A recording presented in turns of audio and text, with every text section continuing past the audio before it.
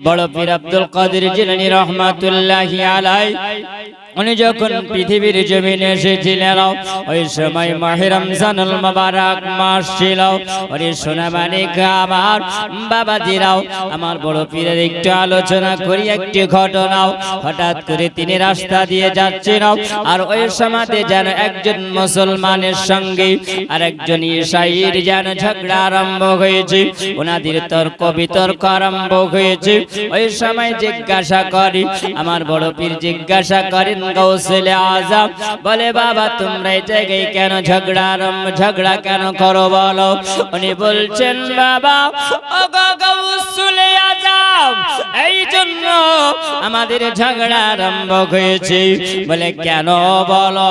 উনি বলছেন নাও, আমাদের যিনি হলেন নবী ও পয়গম্বর ঈসা আলাইহিস সালাম, ইনি হলেন বড় আফজাল। এনাকে বড়, ইনি বড় সম্মানিত, এনাকে আল্লাহ পাক বড় সম্মানিত করেছেন। ওই সময় তিনি বলছেন নাও, আমার ঈসা নবীকে আল্লাহ পাক বড় আফজাল করে নাই, আমাদের নবী মুহাম্মাদুর রাসূলুল্লাহ সাল্লাল্লাহু তাআলা আলাইহি ওয়াসাল্লামকে আল্লাহ পাক বড় সম্মানিত করেছেন। এই বলে তিনাদের ওই সময় যেন ঝগড়া আরম্ভ হয়েছে। আমার গৌসুলে আজম জিজ্ঞাসা করে নাও, ওরে ঈসাই বলো তুমি কেন কিসের জন্য ঈসা আলাইহিস সালাম কে আল্লাহর পয়গম্বরকে তুমি আফজাল বলো, বড় কেন তুমি বলো? তিনি বলছেন আব্দুল কাদের, এই জন্য আমি বড় বলি, তিনি মুর্দাকে জিন্দা করিতে পারি। আবার আল্লাহ পাক, আমার আল্লাহ তাআলা ঈসা আলাইহিস সালাম কে আমার আল্লাহ পাক এমন বড় আল্লাহ তিনাকে মুজিজা দান করেছিলেন। ওগো আমার ঈসা রহল, আমি আল্লাহ পাক আপনাকে আমি এমন নবী টাইটেল আমি নবী বানিয়েছি, আপনাকে আমি ক্ষমতা দান করিলাম, আপনাকে আমি মুজিজা দিলাম, আপনি মুর্দাকে জিন্দা করিতে পারবেন। আল্লাহর পয়গম্বর ঈসা আলাইহিস সালাম আল্লাহর হুকুমে তিনি জিন্দা করিতেন। আমার গৌসুলে আজম তিনি বলেন, ওগো ঈসাই তাহলে তুমি বলো, তার জন্য তুমি ঈসা আলাইহিস সালামকে তুমি বড় মনে করো? তিনি বলছেন বলে হাও।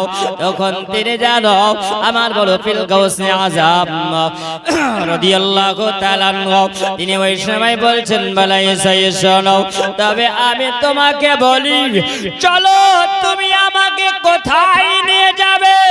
তিনি বলছেন চলো একটা পুরনো কবরের কাছে নিয়ে যাওয়া হবে, তবে বলো আমি যদি সেটা জিন্দা করে দিতে পারি তাহলে কি তুমি সেটা মেনে নেবে?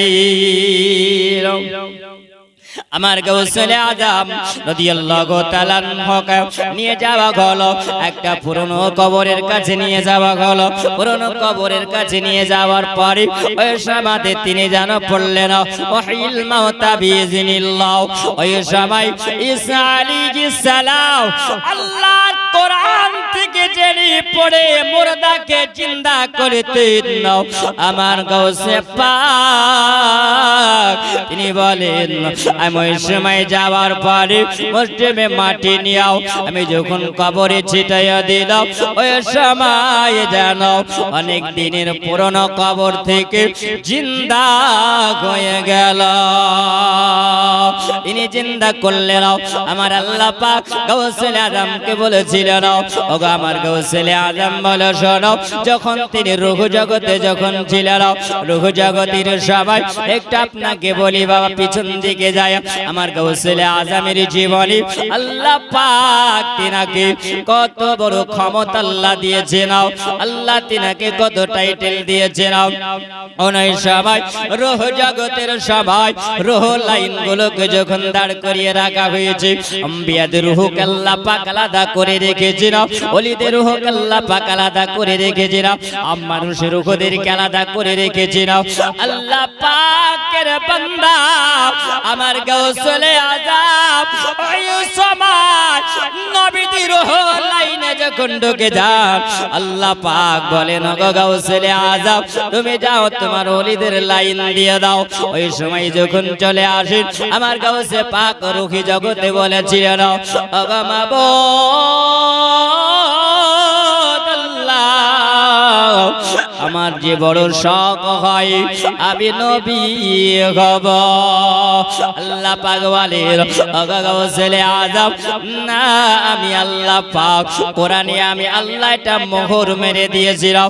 আল্লাহ বলেন খাতামান নবিয়্যিন, আল্লাহ বলে এ গাউসুলে আজম শোনো, আমি খাতামান নবিয়্যিন করে আমার নবীকে আমি আল্লাহ পাক সৃষ্টি করে রেখেছিলাম, যিনি হলেন মুহাম্মাদুর রাসূলুল্লাহ সাল্লাল্লাহু তাআলা আলাইহি ওয়াসাল্লাম। ওই সময় যখন তিনি বলেন আমার তো বড় নবী হবার শখ, আল্লাহ পাক বলেন বলে গাউসুলে আজম শোনো, আমি আল্লাহ পাক এক এক নবীকে আমি আল্লাহ এক এক মাঝে আমি আল্লাহ দান করেছি। আল্লাহ পাক বলেন গাউসুলে আজম আমি আল্লাহ পাক তোমাকে আমি আল্লাহ মাঝেজা দিব না, আমি আল্লাহ কারামাত আমি আল্লাহ দান করলাম। এই কারামত তুমি মুর্দাকে জিন্দা করবে, আমি আল্লাহ পাক তোমাকে মাঝেজা আমি আল্লাহ পাক তোমাকে দি, এটা আমি আল্লাহ পাক কারামাত আমি আল্লাহ তোমাকে দান করিলাম। ওরে আমার সোনামানিকেরাও আমার জওয়ান যুবকেরা খেয়াল করে শুনে যাও, আমার গাউসুলে আজম যখন তিনি ওই কবরের কাছে তিনি গেলেন, যাওয়ার পরে তিনি পড়লেন কম্বেজিনিল্লাহ বলে, যেমনি তিনি মাটির ঝেঁটা মেরেছিল সঙ্গে সঙ্গে পুরনো কবর থেকে জানো জিন্দা হয়ে আমার গাউসুলে আজমকে সালাম জানায়া দিলেন। যেমনি সালাম দেওয়া ওই সেই মানুষটা যেন জিজ্ঞাসা করে আপনি কে বলো, তিনি বলছেন বাবা আমি গোলাম একজন নবীর গোলাম। আমার গাউসুলে আজম তিনি বলেন নবী গোলাম, নবীর গোলাম, বলো নবীর গোলামের যদি পাওয়ার এত হতে পারে তাহলে আল্লাহ পাক আমার নবীকে কেমন পাওয়ার করে আল্লাহ পাঠিয়েছে। ওই সময় ঝগড়া ফায়সালা মিটে গেল, কারণ তখন পাদ্রী বলল, ওই সেই মানুষটা বলল ওগো গাউসুলে আজম আপনার পাওয়ার যদি এত হতে পারে তাহলে আল্লাহ পাক নবী মুহাম্মদুর রাসূলুল্লাহ সাল্লাল্লাহু তাআলা আলাইহি ওয়াসাল্লামের পাওয়ার আল্লাহ কেমন দিতে পারে। ওরে আমার সোনামানি জওয়ান যুবকেরা আমার গাউসুলে আজমের আরেকটি ঘটনা বলি, বলে শুনে যাও। আমার গাউসুলে আজম উনি মুরাকাবায় তিনি বসে আছেন, বাগদাদ শহরে তিনি আছেন। ওই সমাধি জানো একজন ব্যক্তি আমার গাউসুলে আজমের কাছে এসে হাজির হয়েছিল, উনি এসে বড় কান্নাকাটি করতে আরম্ভ করেছিল।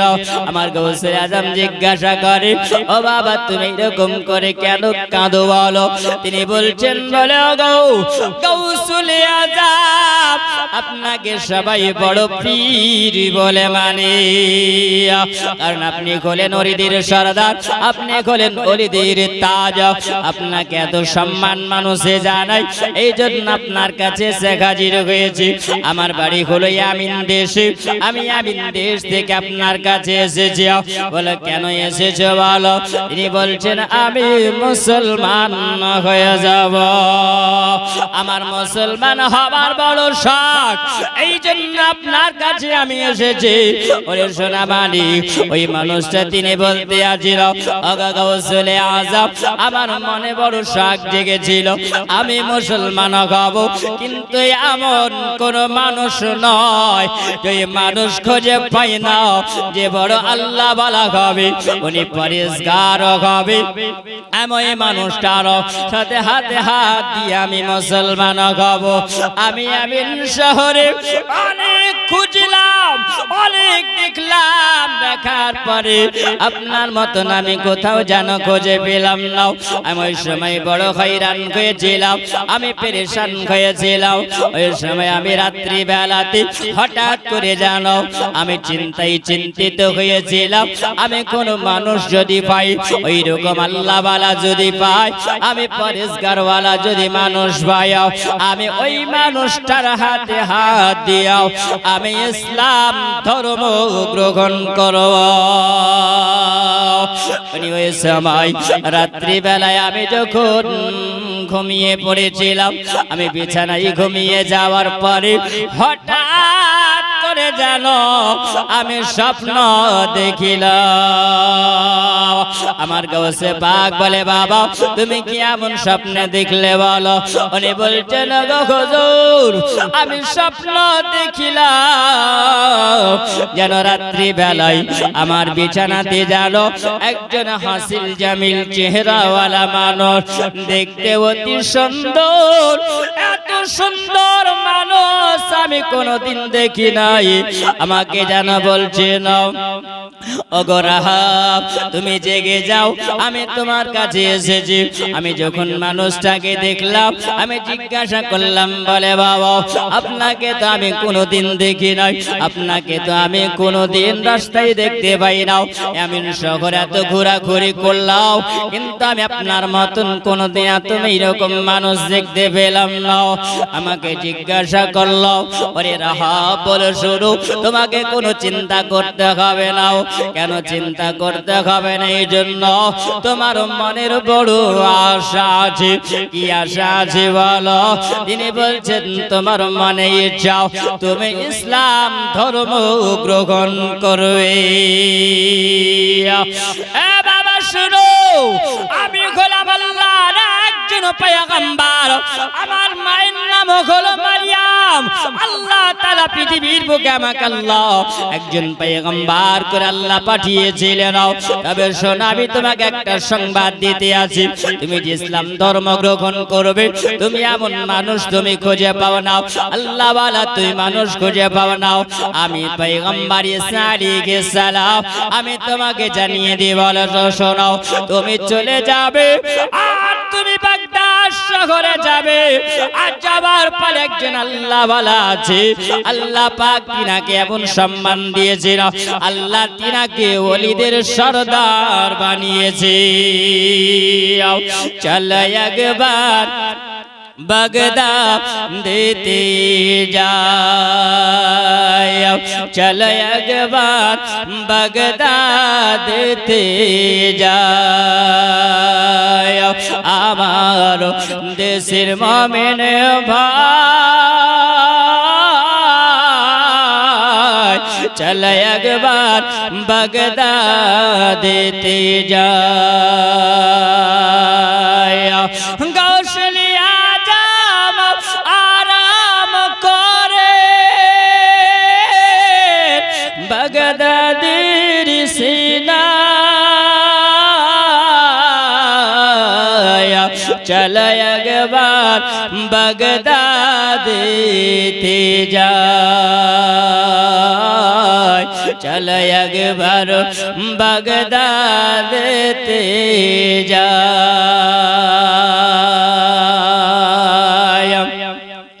আবু সালেহ মসা জঙ্গের বাগচার ফোটা ফুল, কেউ বা বলে টাটিকা গোলা আশিকে রাসূল। আবু সালেহ মসা জঙ্গের বাগচার ফোটা ফুল, কেউ বা বলে টাটকা গোলাপ আশিকে রাসূল, কেউ বা বলে টাটকা গোলাপ নাইবে রাসূল। বাগদাদের নূরের হাওয়া সারা বিশ্বে খুশবু ছড়ায়, চলো একবার বাগদাদেতে যাই আমার দেশের মুমিন ভাই চলো একবার বাগদাদেতে যাই বড় পীর মায়ের পেটে থাকিয়া বড় পীর মায়ের পেটে থাকিয়া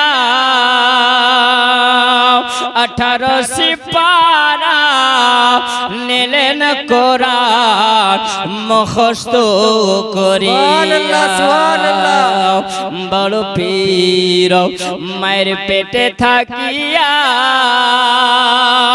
18 সিপারা কোরআন নিলেন মুখস্থ করিয়া আরে বাগদাদের নূরের হাওয়া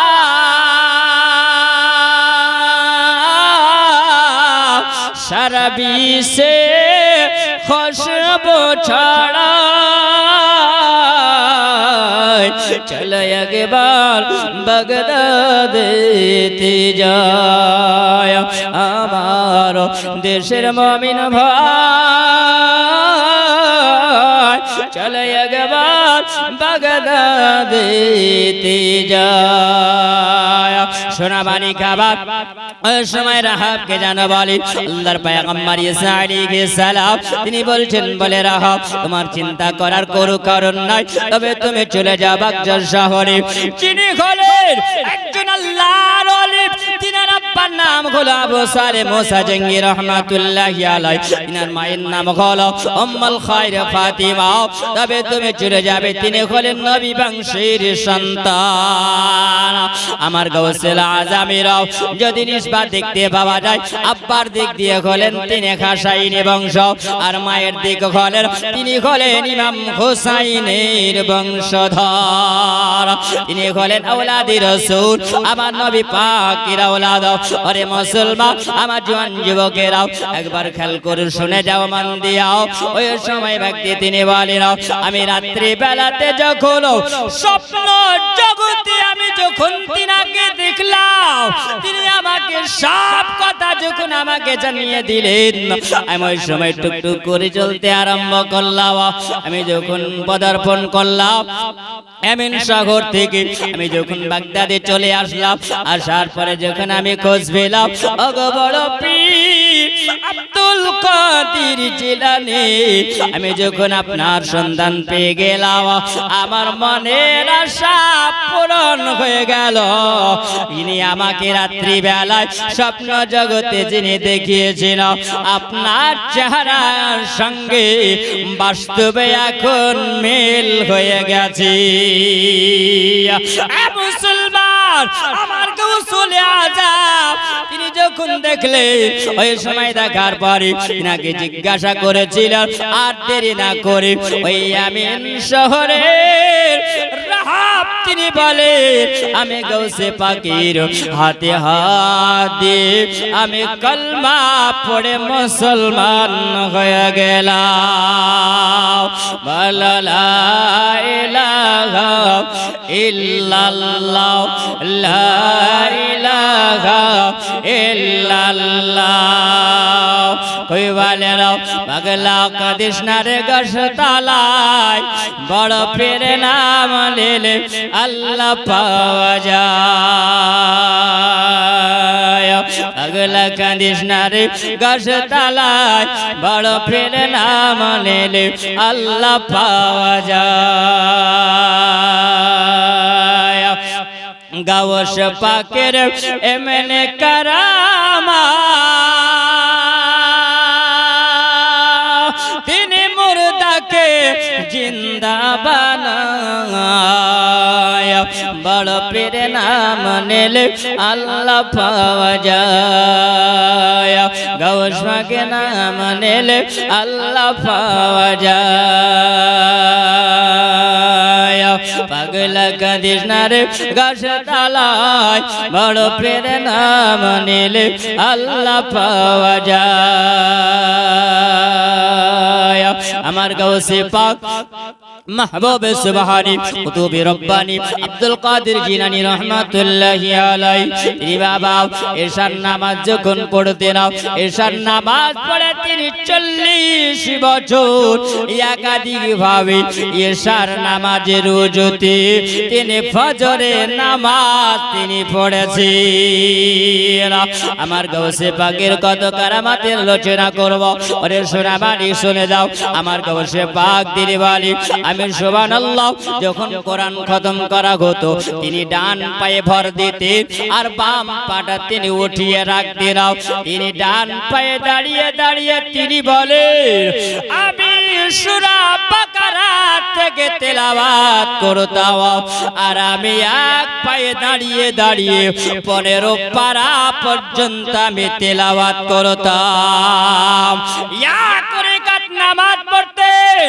অর্ধেক কোরআন তেলাওয়াত করে তিনি বলেন আবার যখন দ্বিতীয় রাকাতে দাঁড়িয়ে যেতেন ডান পা তিনি উঠায়া নিতেন বাম পায়ে ভর করে তিনি দাঁড়িয়ে যেতেন পুরো কোরআন কমপ্লিট করিতেন 2 রাকাত নামাজ পড়ে তিনি পুরো কোরআন খতম তিনি করিতেন ইনি হলেন গাউসুল আযম আমার গাউসে পাকের এইরকম হলো কারামাত আমার গাউসুল আজমের কাছে ওই মানুষটা যখন কলমা পড়ে মুসলমান হয়ে গেলেন তিনি বললেন আমি ধন্য হলাম ও গাউসুল আজম আমি শহর ঘুরলাম এমন ঘুরে ঘুরে দেখলাম কিন্তু এমন মানুষ পেলাম না আপনার কাছে যখন আমি আসলাম ওই সময় আসার পরে কলমা পড়ি আমার কলেজা আমি ঠান্ডা করে নিলাম মুসলমান যদি কোন এমন মানুষ আল্লাহর পয়গম্বরদেরকে যদি তিনি স্বপ্ন জগতে দেখে তাহলে তো অবশ্যই মুসলমান তার জান্নাতের ঠিকানা হয়ে যাবে আল্লাহ পাক জান্নাতের ঠিকানা বানিয়ে দিয়েছিল আমার গাউসুল আজম রাদিয়াল্লাহু তাআলা আনহু এমন এমন কারামাত আছে রে মুসলমান আমার গাউসুল আজম এমন একদিন হঠাৎ করে জানো বাবা তিনি বলেছেন আমার কাছে সর্বপ্রথমে মানুষ আমার কাছে তিনারা স্যালেন্ডার হয়েছে তিনারা আমার কাছে তওবা পড়েছেন কোন সময় আপনাকে একটু জীবনী আলগা করি আমার গাউসে পাক মাহবুব সুবহানী কুতুব রব্বানী আব্দুল কাদের জিলানী ও গিলানী রাহমাতুল্লাহি আলাইহি ওরে মুসলমান তিনি বলেন আমার সময়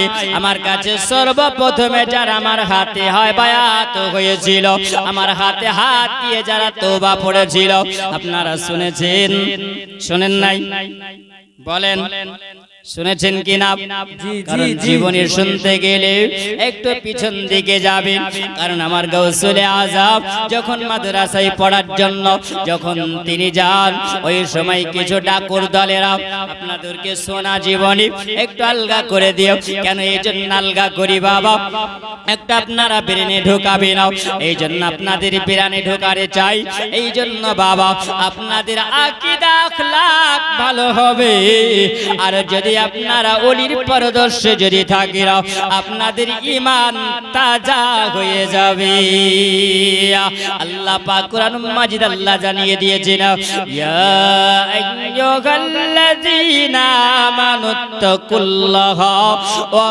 কুনু মা'আস सादिकीन अल्लाह बोलेन ईमान वालों अल्लाह से डरो और सच्चों के साथ हो जाओ আমার ইমানদার বান্দা বান্দিরা তোমরা আল্লাহকে ভয় করো আর তোমরা সত্যবাদীর সঙ্গ লাভ করো। আজকে আমরা সত্যবাদী খুঁজবো তো কেমন করে খুঁজবো? ওরে সোনাবাড়ি আমার গৌসে আজমের কথা শোনো। ওই সময় গৌসুলে আজম তিনি বলেন একটা ডাকুর দল জানো আমাদেরকে পাকড়াও করে নিয়েছিল। আমাদেরকে পাকড়াও করে নেবার সময় আমাদেরকে যখন ধরেছে সবাইকে একে একে জিজ্ঞাসা করি। শেষের বেলায় আমাকে জিজ্ঞাসা করলো, একটা ডাকুর দল আসলো। একজন আসার পরে আমাকে জিজ্ঞাসা করে, ওরে বাবা বলো বলো তোমার কাছে কি আছে? তিনি বলছেন আমার কাছে 40টা দিরহাম আছে। ওরে আমার সোনামারি ওই সময় ডাকুর দলেরাও তাদের মধ্যে একজন সর্দার বলতে আছেন, বাবা তুমি মিথ্যা কথা বলো। হাসি মজা করে উড়িয়ে দিয়েছেন।